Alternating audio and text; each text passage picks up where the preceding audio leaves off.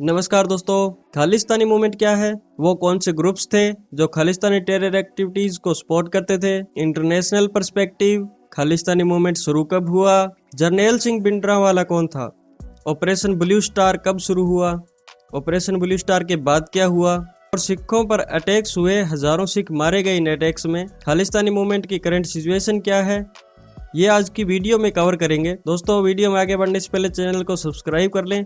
चलिए शुरू करते हैं। खालिस्तानी मूवमेंट एक ऐसी पॉलिटिकल और आइडियोलॉजिकल मूवमेंट है जो पंजाब इंडिया में एक सेपरेट सिख स्टेट बनाने के लिए चली थी। इसका मेन डिमांड था कि पंजाब को एक इंडिपेंडेंट स्टेट बनाया जाए जिसे खालिस्तान कहा जाए। ये मूवमेंट 1980s में अपने पीक पर था, लेकिन इसकी रूट्स काफी पुरानी है। चलिए इस मूवमेंट की हिस्ट्री को समझते हैं।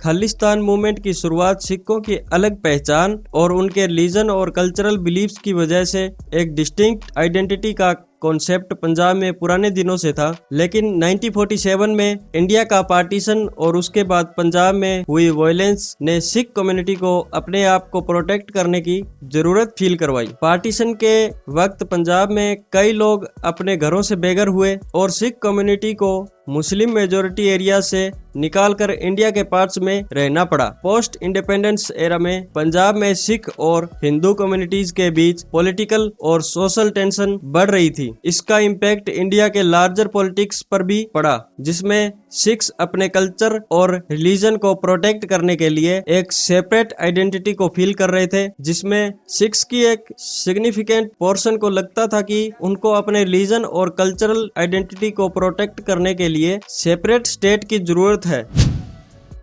1950s से 1970s पॉलिटिकल शिफ्ट्स और डिस्कंटेंट इंडिया की इंडिपेंडेंस के बाद 1950s और 1960s में सिख कम्युनिटी की डिमांड्स को ज्यादा इंपॉर्टेंस नहीं दी गई। ये डिकेड सिख रिलीजन और कल्चर के लिए काफी चैलेंजिंग थी। 1955 में पंजाब रिकॉग्नाइजेशन एक्ट के बाद पंजाब का बाउंड्री चेंज किया गया और कुछ पोर्शन हिंदी और उर्दू स्पीकिंग रिलीजन के साथ मर्ज हो गए। इस एक्ट से सिख्स को लग रहा था कि उनके इंटरेस्ट को इग्नोर किया जा रहा है। 1970s के दौरान जर्नैल सिंह भिंडरांवाले ने सिख कम्युनिटी के लिए एक वॉइस बनकर अपने रिलीजन और पॉलिटिकल एजेंडा को प्रमोट करना शुरू किया। भिंडरांवाले ने अपने फॉलोअर्स को सिखिज्म को धार्मिक और पॉलिटिकल लेवल पे ज्यादा स्ट्रेंथन करने के लिए इंस्पायर किया। उन्होंने सिखिज्म को एक सेपरेट पॉलिटिकल आइडेंटिटी देने की बात की।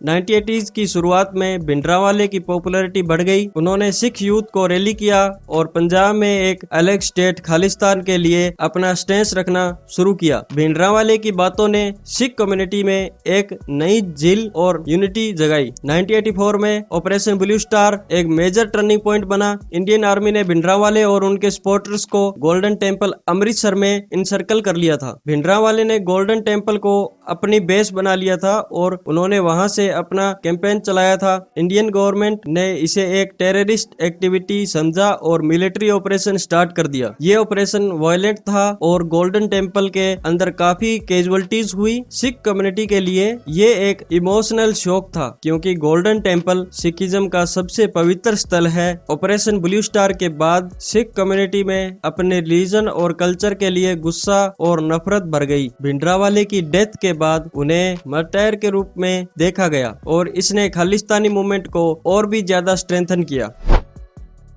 1984 anti secures operation blue star के बाद 1984 में एंटी सिक्योर्स का एक हॉरिफिक एपिसोड हुआ, जब प्राइम मिनिस्टर इंदिरा गांधी को उनके बॉडीगार्ड्स ने मार दिया जो सिख्स थे। तो इसके बाद पूरी इंडिया में सिख कम्युनिटी के खिलाफ वायलेंट अटैक्स शुरू हो गए। थाउजेंड्स ऑफ सिख्स को मार दिया गया, उनके बिजनेसेस और घर को लूटा गया। ये रेड्स एक डार्क चैप्टर है सिख हिस्ट्री में। ये इंसिडेंट खालिस्तानी मूवमेंट को और भी रेडिकलाइज कर गया और सिख यूथ का एक सिग्निफिकेंट पोर्शन अपने डिमांड्स के लिए वायलेंट मेथड्स को अपनाने लग गया। 1980s के अंत तक खालिस्तानी मूवमेंट में मिलिटेंट एक्टिविटीज ज्यादा बढ़ गई थी। सिख यूथ को ट्रेनिंग दी जा रही थी और उन्होंने टेरर एक्टिविटीज को सपोर्ट करना शुरू कर दिया। सपोर्टर ग्रुप्स जैसे बब्बर खालसा, खालिस्तान कमांडो फोर्स और all India Sikh students federation ने हथियार उठा लिए थे। ये मिलिटेंट ग्रुप्स पंजाब, दिल्ली और बाकी रीजन्स में अटैक्स करते थे। पंजाब में इंसर्जेंसी और टेरर अटैक्स का एक डेंजरस फेज स्टार्ट हो गया, जिसमें थाउजेंड्स ऑफ इनोसेंट पीपल की जान गई। गवर्नमेंट ने भी पंजाब में काउंटर इंसर्जेंसी ऑपरेशन शुरू किया, जो और भी वायलेंट हो गया। 1990s तक खालिस्तानी मूवमेंट अपने पीक पर थी, लेकिन गवर्नमेंट के स्ट्रॉन्ग एक्शन और जनरल पब्लिक की सपोर्ट के बाद मूवमेंट में डिक्लाइन आने लगा। सिख मिलिटेंट्स को फॉरेन कंट्रीज जैसे कनाडा और यूके से भी सपोर्ट मिल रहा था, लेकिन इंडियन गवर्नमेंट ने इंटरनेशनल प्रेशर डाला और इन ग्रुप्स के नेटवर्क्स को डिसमेंटल करने में काफी सक्सेस हासिल की। 1991 तक पंजाब में मिलिटेंसी थोड़ी कम हो गई और मेजॉरिटी ऑफ खालिस्तानी मिलिटेंट्स को या तो मार दिया गया था या फिर उन्होंने सरेंडर कर दिया। खालिस्तानी मूवमेंट की करंट सिचुएशन। आज भी खालिस्तानी मूवमेंट को कुछ सेक्शन में सपोर्ट मिलता है, लेकिन ये लार्जली पॉलिटिकल और आइडियोलॉजिकल लेवल तक ही लिमिटेड है। बहुत से यंग सिख्स और ऑर्गेनाइजेशन खालिस्तान को एक आइडियोलॉजी के रूप में देखते हैं, लेकिन ये मेन स्ट्रीम पॉलिटिकल डिस्कोर्स में उतना नहीं है। International perspective. खालिस्तानी सपोर्ट काफी foreign countries specially Canada, UK, USA में देखा जाता है। जहां लार्ज सिख डियास्पोरा है, वहां कुछ प्रो खालिस्तानी ऑर्गेनाइजेशन है जो पब्लिक प्लेटफॉर्म्स पर खालिस्तान की डिमांड को प्रमोट करते हैं, लेकिन इंडिया के अंदर ये मूवमेंट लार्जली सप्रेस्ड है।